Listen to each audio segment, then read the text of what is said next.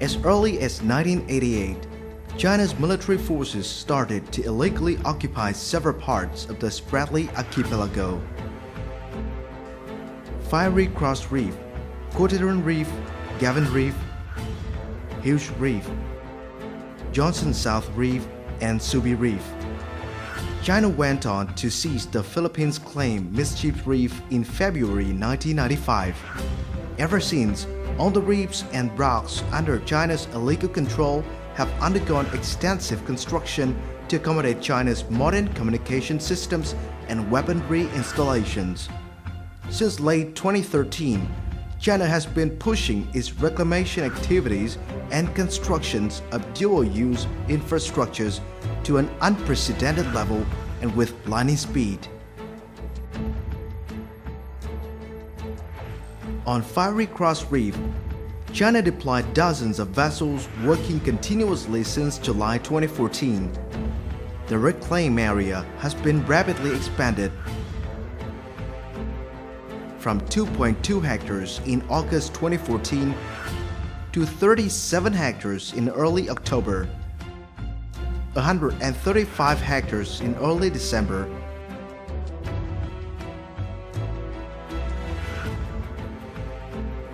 265 hectares in May, and continues to expand, turning the reef into an island hundreds of times as large as its original size and 5 times as large as Ituaba, the biggest island in the Spratlys. China continues to build a major military airstrip. Aggressive dredging continues unabated to establish a 60-hectare harbor for large vessels. On Johnson South Reef, construction has been accelerated since late 2013. Chinese dredgers, transport vessels, and barges have been plying the waters to create a 12-hectare land mass surrounded by reinforced seawall. The makeshift housing facilities have been upgraded, and a new multi-story building is taking shape on a 6,500 square meter platform.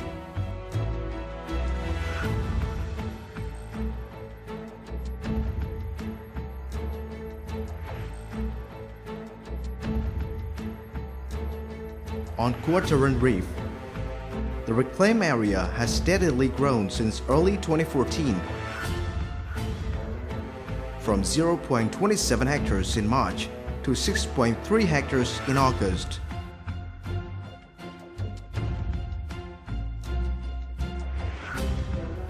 By November 2014, China had almost completed ground leveling and building reinforced seawalls around the 23-hectare landmass on Quotidian Reef. What looks like a command structure is under construction on a 6,000 square meter area.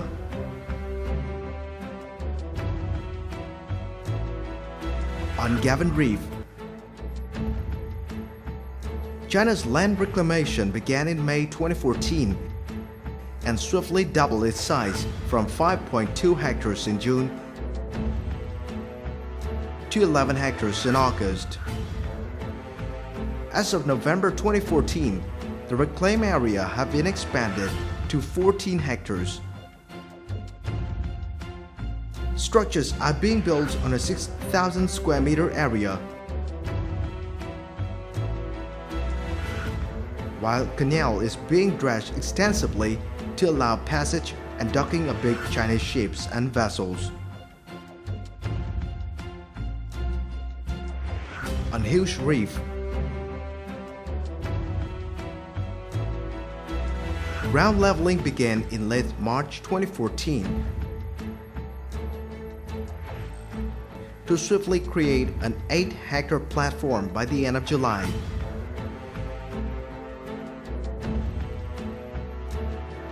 Construction of a major building is underway on a 7,000 square meter site. Ongoing construction includes reinforced seawall, passageways, and ship docks for large vessels.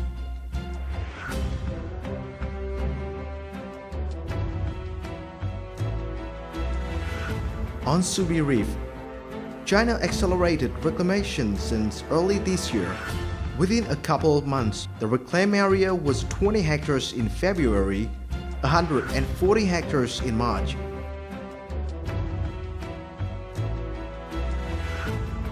(315 hectares in May, and continues to expand on high gear. With over 4 kilometers in length, the new landmass of Subi Reef could very well end up as a major airstrip similar to that on Fiery Cross Reef. On Mischief Reef, China has accelerated expansion and construction work since early 2015, creating a 15-hectare landmass by late February, a 300-hectare island in early May, 365 hectares in the middle of May, and could be even bigger right now.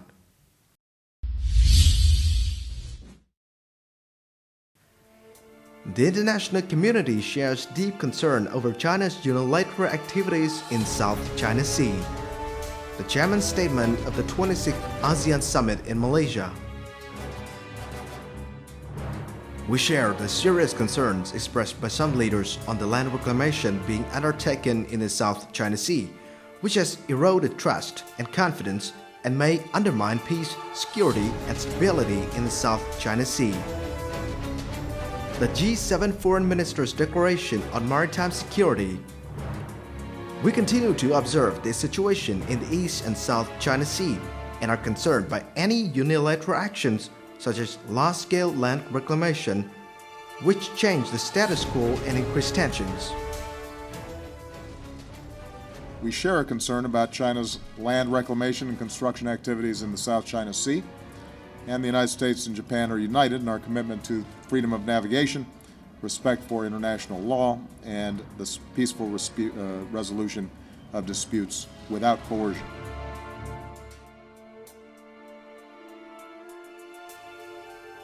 Its reclamation certainly violates the spirit of the 2002 Declaration on the Conduct of Parties in the South China Sea (DOC) between China and ASEAN, and is at best on shaky level grounds. Many international experts voiced deep concerns that China's calculation and consequences from its reclamation activities in the Spratly could change the balance of power in the South China Sea and pose an imminent threat to freedom of navigation and aviation in the region. Okay, Sanya to Udi Island, 700 kilometers. Udi Island to Scarborough Shoal, 650. Johnson South, 900. This means if China uses those 3 islands as a stepping stone, China will be able to exercise its military control, strategic control, and economic control in this South China Sea. This is my tested area. It expanded land features down there also could eventually lead to the deployment of things such as long-range radars, military, and advanced missile systems, and it might be a platform for them if they were ever wanted to establish an air defense, an ADIZ, an air defense zone down there for them to be able to enforce that from. These artificial islands could also provide a location for radar and other early warning systems to enhance China's ability to know what's going on in the sea. Many experts believe it is China's intention to change the legal status of a feature now under China's occupation. All the features illegally occupied and reclaimed by China in the Spratly are identified as either LTEs, low tide elevation, or rocks, not islands. Therefore, China's reclamation and construction work on these features shall not give them the status of islands as defined by UNCLOS. However, by reclaiming land, building structures, and inhabiting the occupied reefs and rocks, China has clearly been making up conditions to claim that 200 nautical mile EEZ for China's rocks-turned islands in the Spratly create the overlapping zones into coastal countries' EEZs and widen the disputed waters in China's favor. By undertaking the reclamation projects, China has essentially destroyed the evidence. Aggressive dredging and land reclamation by China are damaging the maritime habitat and environment. The abusive techniques used by China are in no way similar to the traditional methods of other coastal countries.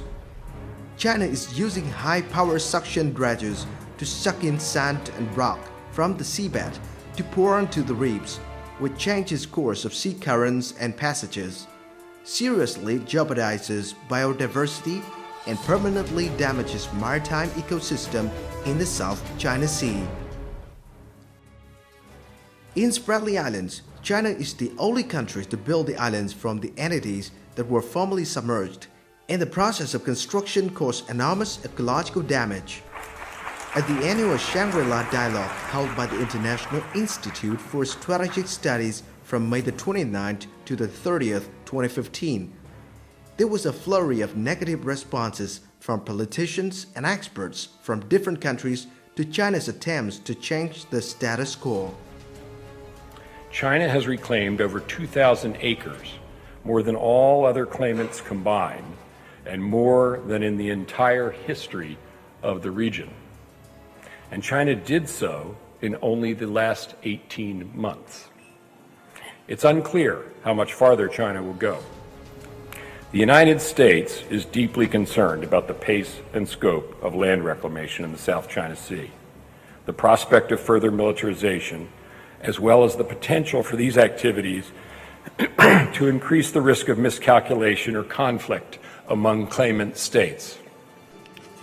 However, it is deeply regrettable that even at this very moment, vast land reclamation and construction of seaports and airstrips are going on at a rapid pace in South China Sea.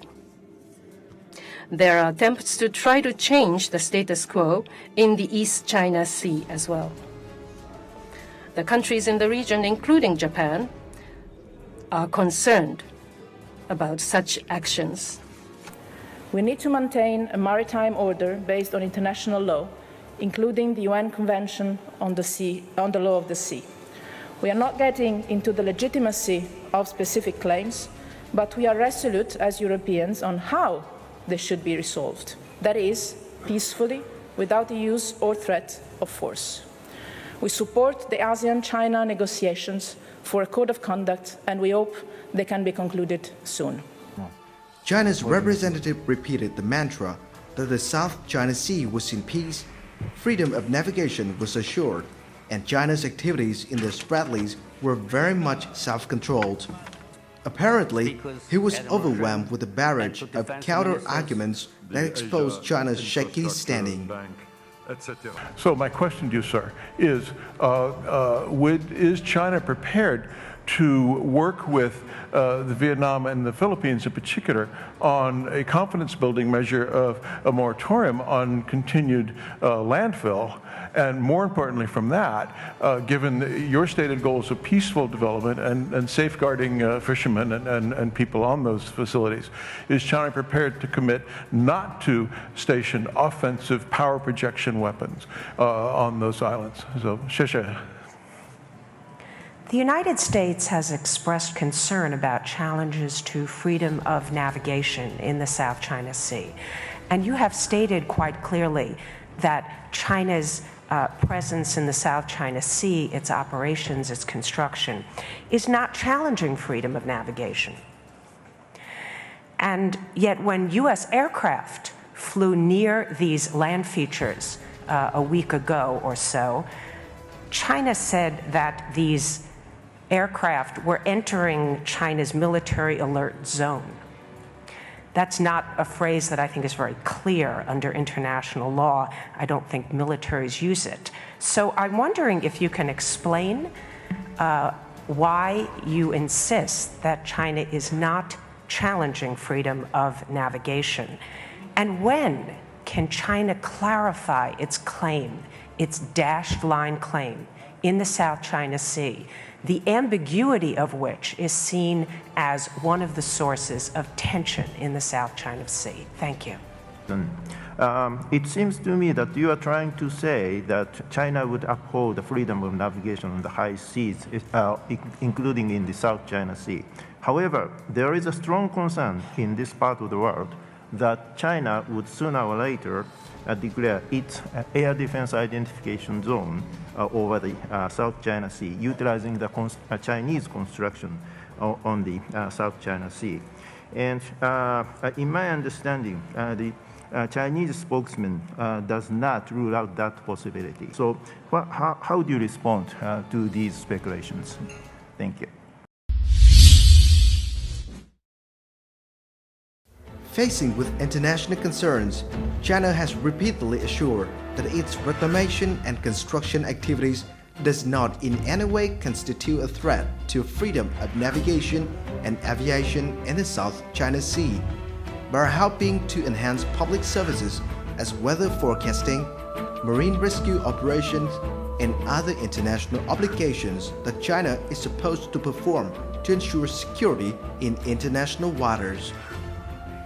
China argued deceitfully that its reclamation and construction activities on the features were well within China's sovereignty and did no harm to other countries. That was an obvious wrongful claim, and it is well known that China used force to seize several of these features in 1988 and 1995 from other countries. China went on to accuse Vietnam and the Philippines of building infrastructure and deploying missiles and other military equipment on new reclaimed features. Obviously, their misleading accusations were refuted by international experts. What sets China's activities apart, however, is that Beijing has been dramatically changing the size and structure of existing physical land features, while other claimants have built upon or modified existing land masses. China's attempts to enlarge features that it has seized by force represented long-term calculation to exercise its illegal claim of sovereignty along the 9-dash line. This runs counter to DOC understanding, causes escalating tensions, undermines prospect for a diplomatic resolution, and poses threats to navigation and aviation safety in the South China Sea. The international community must continue to press China to put an end to its unilateral activities to change the status quo, take up responsible manners, and respect international law.